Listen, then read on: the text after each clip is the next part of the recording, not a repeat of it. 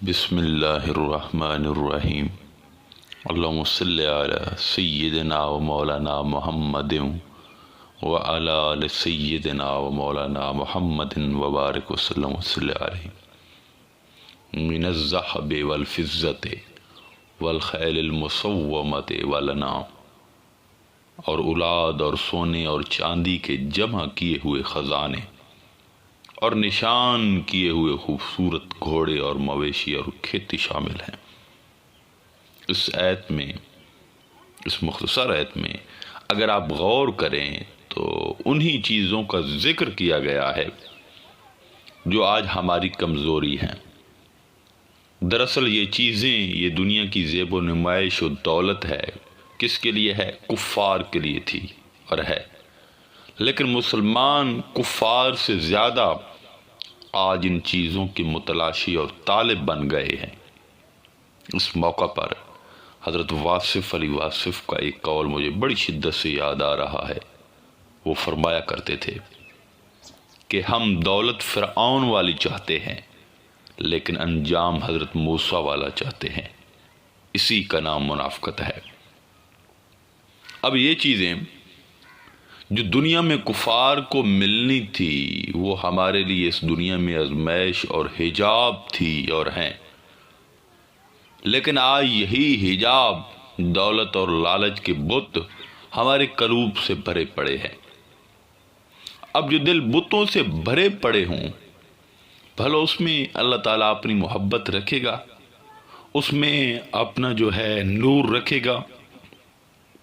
دراصل وہ اپنے محبوب بندوں کی محبت کے لیے دل چنتا ہے، پس اپنی محبت کے لیے اور چنے ہوئے دلوں میں سے بھی چنیدہ دل چنے گا۔ اس لیے دو محبتیں ایک دل میں جمع نہیں ہوتی، اور اس طرح دو غم ایک دل میں جمع نہیں ہوتے، غم دنیا اور غم آخرت، غم دنیا اور غم مولا ایک دل میں جمع نہیں ہوتے۔ خدا را میرے لفظوں پہ غور کیجئے گا۔ اسی طرح دو خوف ایک دل میں جمع نہیں ہوتے، خوف اہل دنیا اور خوف الہی۔ جو دنیا داروں سے ڈرتا ہے وہ اللہ سے نہیں ڈرتا۔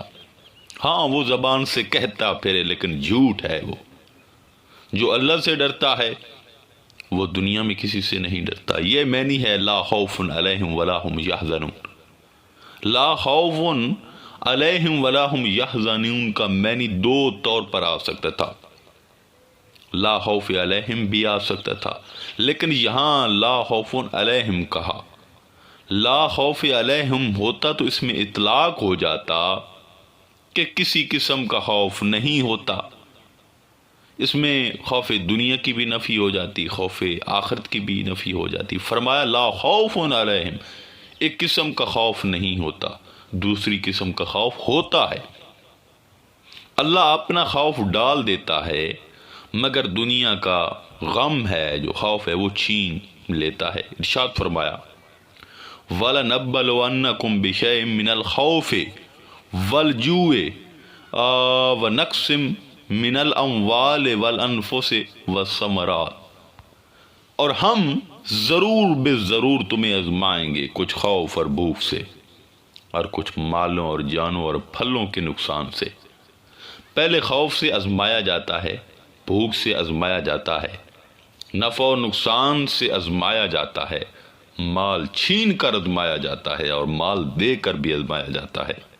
سیدنا فاروق الاعظم نے فرمایا کہ جب مال نہ ملا تھا، تنگ دستی میں ہم تھے تو ہم صبر میں آزمائے گئے، کامیاب ہو گئے جب غنی بن گئے، امیر بن گئے، مال کی کثرت آ گئی تو آزمائے گئے تو ناکام ہو گئے۔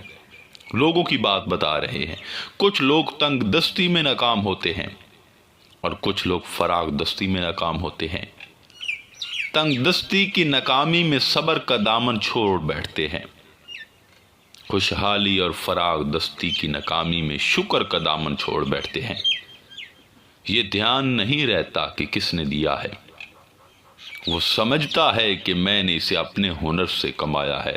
جب سارے ٹیسٹ ہو جائیں، امتحان میں جو ہے دل کامیاب ہو جائے، ثابت قدم رہے، صحرا میں اڑے پھرنے والے پتوں کی طرح نہ رہے کہ دنیا کی آندھیوں میں کبھی اڑ کر ادھر جاتا ہے کبھی ادھر جاتا ہے، بلکہ اللہ کی محبت اور خوف پر اس کا دل جمع رہے۔ پھر اللہ تعالیٰ کہتا ہے کہ اے میری محبت، اس بندے کا دل ایسی سیج ہے، اس پر تو سو جا، اے نور سو جا اس کے دل میں، اس کی دل کی جو ہے دلہن بن جا، اس کے دل میں جم جا، اس لیے کہ یہ وہ دل ہے جس نے ہر محبت اپنے دل سے نکال دی ہے، ہر رغبت نکال دی ہے۔ جب دل کا کوٹھا ہر حرس سے پاک ہوتا ہے تو اللہ کی محبت و نور دلہن بن کر دل کی سیج میں آ جاتے ہیں۔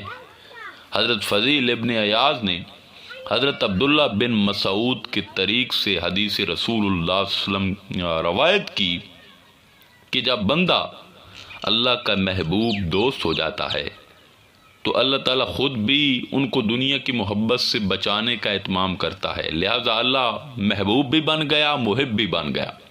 وہ خود بھی حفاظت کرتا ہے کہیں ان کے دل کسی دوسری محبت میں پھنس نہ جائے۔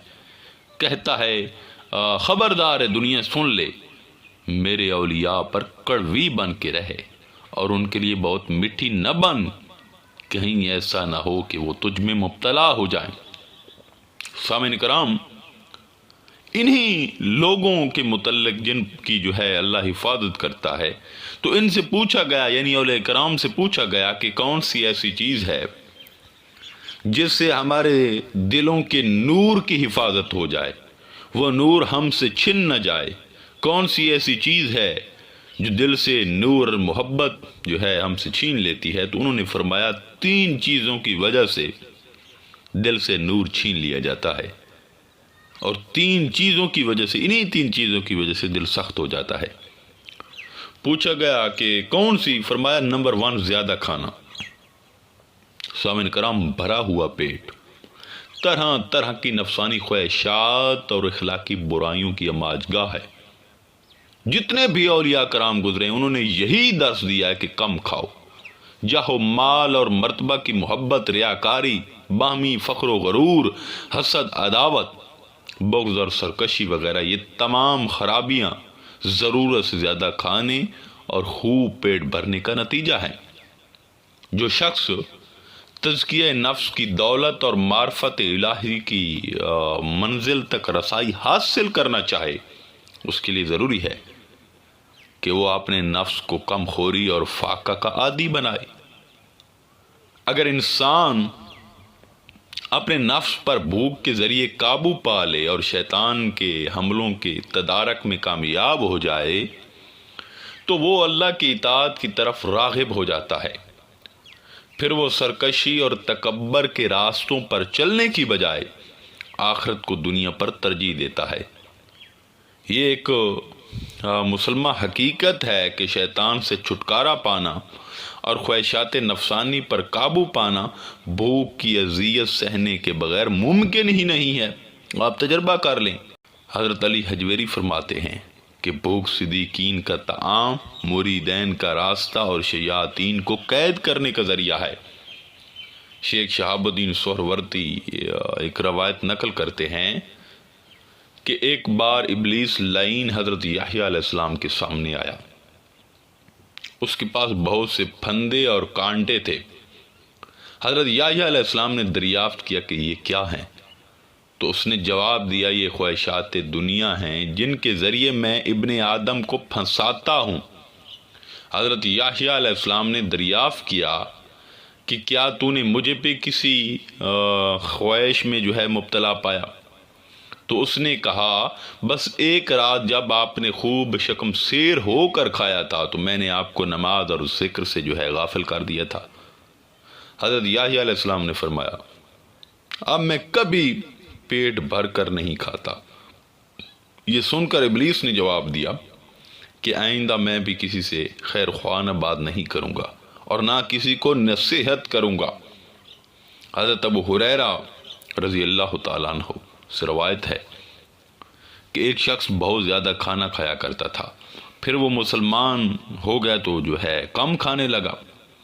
اس بات کا تذکرہ حضور اکرم صلی اللہ علیہ وسلم کے سامنے ہوا تو آپ نے فرمایا بے شک مومن ایک آنت میں کھاتا ہے اور کافر 7 آنتوں میں کھاتا ہے۔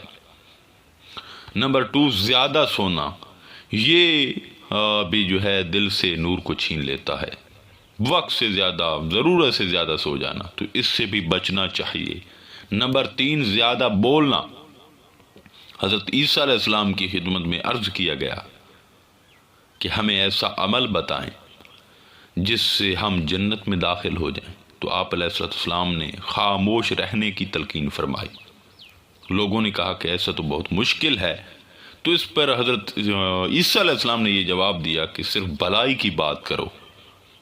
اہل معرفت کا شیوا ہے کہ وہ اپنے کلام پر خاص نگران ہوتے ہیں، اگر تمام کلام حق ہو تو کہہ دیتے ہیں، ورنہ خاموش رہتے ہیں، کیونکہ انہیں معلوم ہے کہ ہماری ہر بات کو اللہ تعالیٰ براہ راست سن رہا ہے، بلکہ وہ ہماری آپس کی پوشیدہ باتوں اور سرگوشیوں سے بھی واقف ہے، اور فرشتے اس کا تحریری ریکارڈ رکھنے پر بھی مامور ہیں۔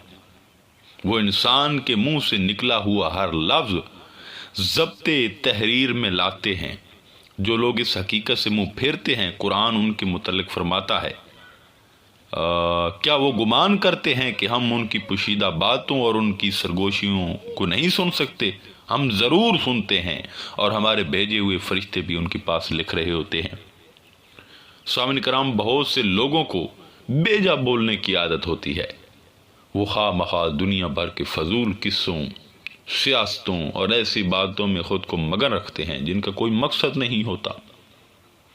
زیادہ بولنے والا اگر جائز بات بھی کر رہا ہو تو بولتے بولتے گناہوں میں مبتلا ہو جاتا ہے، یعنی اس کی زبان سے تھوڑی ہی دیر میں ایسی باتیں نکلنا شروع ہو جاتی ہیں جو بندے اور اللہ کے درمیان دوری کا باعث بنتی ہیں۔ اس لیے بھلائی اسی میں ہے کہ خاموش رہا جائے۔ سلطان العارفین حضرت سخی سلطان باہو رضی اللہ تعالیٰ عنہ فرماتے ہیں، سرزتن گردد جدا سخ نش مگو، عارفان ہم سخن بحق گفتگو۔ عارفوں کا سر تن سے جدا کر دیا جائے تب بھی وہ غیر اللہ کے بارے میں گفتگو نہیں کرتے۔ وہ حق تعالیٰ کے ساتھ ہم سخن رہتے ہیں اور اس کے متعلق ہی گفتگو کرتے ہیں۔ زیادہ بولنے سے دل سخت ہو جاتے ہیں، جبکہ مومن کا دل نرم ہوتا ہے۔ تو دعا ہے کہ اللہ تعالیٰ ہمیں تینوں باتوں سے بچنے کی توفیق عطا فرمائے۔ انشاءاللہ تعالیٰ ملتے ہیں ایک نئے موضوع میں، تب تک اللہ نگہبان۔